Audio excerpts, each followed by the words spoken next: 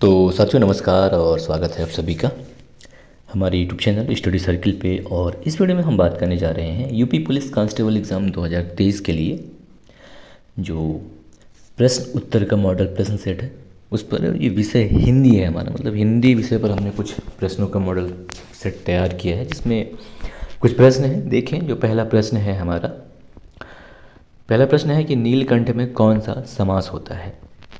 विकल्प दिए हुए हैं द्वंद्व समास, द्विगु समास, बहुब्रीहि समास या कर्म धारय समास। तो यहाँ पे बताना है कि इनमें से कौन सा समास होगा नीलकंठ में।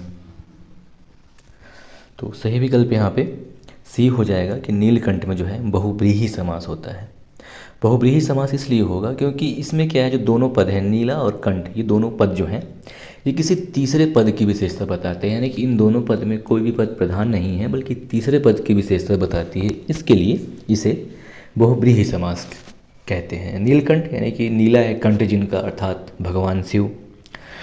और अन्य उदाहरण की बात करें तो प्रधानमंत्री, मंत्रियों में प्रधान है जो, या पंकज की बात करें तो पंख में पैदा होने वाला पंकज, या कमल, विषधर, विष को धारण करने वाला भगवान शिव। तो इस टाइप का, तो यहाँ पे सही विकल्प सी हो जाएगा बहुब्रीहि समास। जबकि जो दूसरा प्रश्न है उसकी बात करें तो वो है कि उपकार को याद रखने वाला व्यक्ति, यानी कि अनेक शब्दों के लिए एक शब्द बताना है। उपकार को याद रखने वाले व्यक्ति को क्या कहते हैं, कृतज्ञ, कृतघ्न, कर्मठ या कृत्य। तो सही विकल्प यहाँ पे नंबर ए हो जाएगा कि उपकार को याद रखने वाले व्यक्ति को कृतज्ञ कहलाता है। और प्रश्न नंबर 3 है कि निम्नलिखित विकल्पों में से तत्सम शब्द का चयन करें। तत्सम शब्द बताना है आपको, तद्भव, तत्सम, और देसी, देशज जो होता है वो शब्द है। अंश, अंश, अस या अस। तो यहाँ पे सही विकल्प जो है वो बी हो जाएगा। अंश जो है वो सही विकल्प हो जाएगा कि अंश जो है इनमें तत्सम शब्द है। और तत्सम शब्दों की अगर हम बात करें तो तत्सम का मतलब होता है कि तत् सम, यानी कि तत् यानी उसके, और सम यानी समान, उसके समान, मतलब संस्कृत के समान। यानी कि ऐसे शब्द जो कि संस्कृत के शब्द हैं उनको ज्यों का त्यों हिंदी भाषा में ले लिया गया है, तत्सम शब्द कहलाते हैं। अन्य उदाहरण की बात करें तो अग्नि, वायु, माता, पिता, अनर्थ, अश्रु, कूप, कोटि आदि जो हैं, कोटि आदि, ये सभी तत्सम शब्द हो गए। ठीक है, अब प्रश्न नंबर 4 देखें। प्रश्न नंबर 4 है कि अपने मुँह मियाँ मिट्ठू बनना का अर्थ क्या होता है, बताना है। 4 विकल्प हैं। अपना मतलब निकालना, बहुत समय बाद दिखना, अपनी प्रशंसा स्वयं करना, या अत्यधिक प्रिय होना। तो यहाँ पे सही विकल्प सी हो जाएगा कि अपने मुँह मियाँ मिट्ठू बनने का मतलब होता है कि अपनी प्रशंसा स्वयं या खुद करना। ठीक है। और प्रश्न नंबर 5 है कि झंडे का पर्यायवाची क्या होगा। झंडे का पर्यायवाची बताना है आपको। ज्ञापन, ध्वज, सेतु या विमान। तो झंडे का जो पर्यायवाची है वो ध्वज होता है। तो सही विकल्प बी हो जाएगा। और प्रश्न नंबर 6 है कि अनुकूल शब्द का विपरीतार्थक शब्द छांटिए। अनुकूल का विलोम शब्द बताना है। प्रतिकूल, विपरीत, विरुद्ध या तटस्थ। तो अनुकूल का विलोम प्रतिकूल हो जाएगा। सही विकल्प यहाँ पे ए हो जाएगा। और प्रश्न नंबर 7 है कि जिसके समान दूसरा न हो उसे क्या कहा जाता है। अलौकिक, स्वर्गिक, अप्रतिभा या अप्रतिम। तो सही विकल्प यहाँ पे डी हो जाएगा, अप्रतिम कहा जाता है। और प्रश्न नंबर 8 है कि अनुमति का क्या अर्थ है। किसी कार्य की आज्ञा देना, किसी कार्य के लिए निर्देश देना, या किसी कार्य के लिए आदेश देना, या किसी कार्य के लिए सहमति देना। तो सही विकल्प यहाँ पे डी हो जाएगा, किसी कार्य के लिए सहमति देना। ठीक है। और 9वां प्रश्न है कि जिसने देश के साथ विश्वासघात किया हो उसे क्या कहते हैं। बागी, विश्वासघाती, देशद्रोही या विद्रोही। तो सही विकल्प यहाँ पे सी हो जाएगा, ऐसे व्यक्ति को देशद्रोही कहा जाता है। और प्रश्न नंबर 10 है कि जंगल में लगने वाली आग क्या कहलाती है। जठरानल, बड़वानल, दावानल या कामानल। तो सही विकल्प यहाँ पे सी हो जाएगा कि जंगल में लगने वाली आग को दावानल कहा जाता है। और प्रश्न नंबर 11 है कि सत्य और अहिंसा का रिक्त स्थान संबंध है। भीषण, विकट, घनिष्ठ या निकट। तो यहाँ पे सही विकल्प सी हो जाएगा कि सत्य और अहिंसा का घनिष्ठ संबंध है। तो सही विकल्प सी। और प्रश्न नंबर 12 है कि युद्ध प्रधान एवं राष्ट्र चेतना परक कविताओं में रिक्त स्थान की प्रधानता होती है। इसमें गुण के बारे में बताना है, किस गुण की प्रधानता होती है। ओज गुण, रजोगुण, तमोगुण या सतोगुण। तो सही विकल्प यहाँ पे ए हो जाएगा, ओज गुण, क्योंकि ऐसी कविताओं में क्या है, ओज से भरपूर होती हैं। और प्रश्न नंबर 13 है कि उसने रिक्त स्थान अपना पक्ष सिद्ध किया, बुद्धिपूर्वक, विधिपूर्वक, बलपूर्वक या दृढ़तापूर्वक। तो सही विकल्प यहाँ पे हो जाएगा विधिपूर्वक, कि उसने विधिपूर्वक अपना पक्ष सिद्ध या साबित किया। और प्रश्न नंबर 14 है कि निम्नलिखित में वाक्य के शुद्ध रूप का चयन कीजिए। बताना है कि इनमें से कौन सा जो वाक्य है वो सत्य है या शुद्ध रूप है। मैं गाने की कसरत करता हूँ, मैं गाने का अभ्यास करता हूँ, मैं गाने का शौक कर रहा हूँ, या मैं गाने का व्यायाम कर रहा हूँ। तो यहाँ पे सही विकल्प बी हो जाएगा कि मैं गाने का अभ्यास करता हूँ। और प्रश्न नंबर 15 है कि निम्नलिखित में से वाक्य के शुद्ध रूप का चयन करिए, यानी कि शुद्ध वाक्य को छांटना है। बैल और बकरी घास चरती हैं, बैल और बकरी घास चरते हैं, बैल और बकरी घास चरता है, या बैल और बकरी घास चरती है। तो यहाँ पर सही विकल्प जो है वो बी हो जाएगा कि बैल और बकरी जो हैं घास चरते हैं। तो सही विकल्प बी हो जाएगा। और 16वें नंबर प्रश्न की बात करें तो 16वें नंबर प्रश्न है कि आसमान पर चढ़ना मुहावरे का क्या अर्थ है। आसमान पर चढ़ाना मुहावरे का क्या अर्थ है। अत्यधिक अभिमान करना, कठिन काम के लिए प्रेरित करना, या अत्यधिक प्रशंसा करना, या बहुत शोर करना। तो यहाँ पे सही विकल्प सी हो जाएगा, अत्यधिक प्रशंसा कराना। ठीक है। और आँख की किरकिरी होना मुहावरे का क्या अर्थ है। अप्रिय लगना, धोखा देना, कष्टदायक होना, या बहुत प्रिय होना। तो सही विकल्प यहाँ पे ए हो जाएगा कि आँख का किरकिरी होने का मतलब है अप्रिय लगना।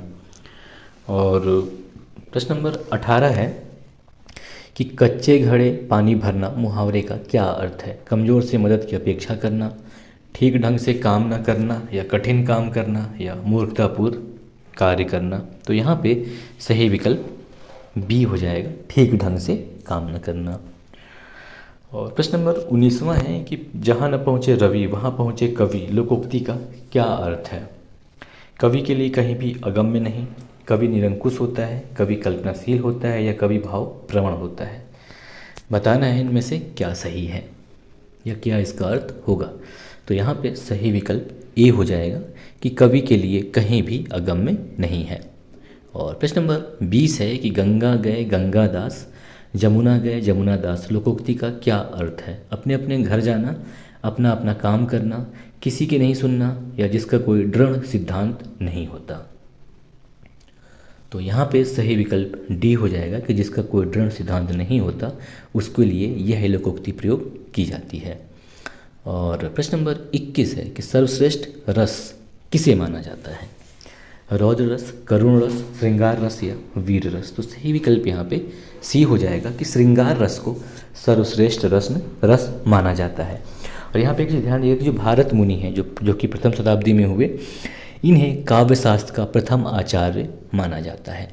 और प्रश्न नंबर 22 है कि तरनी तनूजा तट तमाल तरुवर बहुछाए में कौन सा अलंकार है। अनुप्रास, यमक, उत्प्रेक्षा, उपमा। तो यहाँ पे सही विकल्प ए हो जाएगा कि इसमें अनुप्रास अलंकार है। असल में क्या है, देखिए इसको देखने पे एक विशेष वर्ण की यानी कि ता वर्ण की बार बार आवृत्ति हो रही है, तो इसलिए यहाँ पे अनुप्रास अलंकार है। और जैसा कि अलंकार की अगर हम बात करें तो अलंकार दो होते हैं, मुख्यतः दो प्रकार के होते हैं। पहला होते हैं शब्दालंकार और दूसरा होता है अर्थालंकार। शब्दालंकार यानी कि जब शब्द को देख के कुछ चमत्कारिक दिखे आपको तो वहाँ पे शब्दालंकार हो जाएगा, और जब अर्थ के कारण कुछ चमत्कारिक लगे तो अर्थालंकार होता है। शब्दालंकार मुख्यतः तीन प्रकार के होते हैं, अनुप्रास, यमक और श्लेष शब्दालंकार में। तो अनुप्रास में क्या है कि किसी भी एक विशेष वर्ण की आवृत्ति बार बार होती है, जैसे इसी विकल्प में तरनी तनूजा तट तमाल तरुवर बहुछाए, या फिर एक और है कि चारू चंद्र की चंचल किरणें खेल रही हैं जलथल में। तो यहाँ पे च वर्ण की यानी कि विशेष वर्ण की आवृत्ति बार बार हो रही है, तो वहाँ पे अनुप्रास अलंकार हो जाएगा। और यमक अलंकार की बात करें तो इसमें क्या है कि जब शब्दों की आवृत्ति हो यमक अलंकार, तो वहाँ पे उनकी बार बार उनका मतलब अलग अलग निकले मतलब। जैसे कि एक इसका बेहतरीन उदाहरण है कि कनक कनकते 100 गुनी मादकता अधिकाए, वहाँ खाए बौराए जग या पाए बौराए, इस टाइप का। तो यहाँ पे कहना क्या है कि सोना भी होता है और कहने का माने धतुरा भी होता है। तो वहाँ पे यमक अलंकार हो गया। और ये क्या है, शब्द अलंकार, ठीक है। और एक और है श्लेष अलंकार की, अगर हम बात करें तो इसमें क्या है कि जब एक ही शब्द में एक से अधिक अर्थ जुड़े हों और उसका बार बार प्रयोग हो तो वहाँ पे यमक अलंकार होता है। इसका सबसे बेहतरीन उदाहरण है कि रहीमन पानी राखिए, बिन पानी सब सून, पानी गए ना उबरे, मोती मानस चून। तो ये इसका बेहतरीन उदाहरण है श्लेष अलंकार का। और अर्थालंकार की अगर हम बात करें तो जब अर्थ के कारण किसी शब्द में अलंकार उत्पन्न हो तो अर्थालंकार होता है। जैसे इसमें जो उत्प्रेक्षा अलंकार है ये अर्थालंकार है। तो उत्प्रेक्षा अलंकार में क्या होता है, यहाँ पर उपमेय पर उपमान का आरोप कर दिया जाता है। यानी कि मुख मानो चंद्रमा, यानी कि ऐसा मान लो कि उसका जो मुख है वो चंद्रमा के समान है। तो यहाँ पे उपमेय पर उपमान का आरोपण कर दिया जाता है, उत्प्रेक्षा अलंकार होता है। जबकि उपमा अलंकार में क्या होता है कि जिसमें किसी की उपमा दी जाए। उदाहरण की बात करें अगर हम, मुख चंद्र सम सुंदर, यानी कि उसका मुख जो है चांद के जैसा सुंदर है।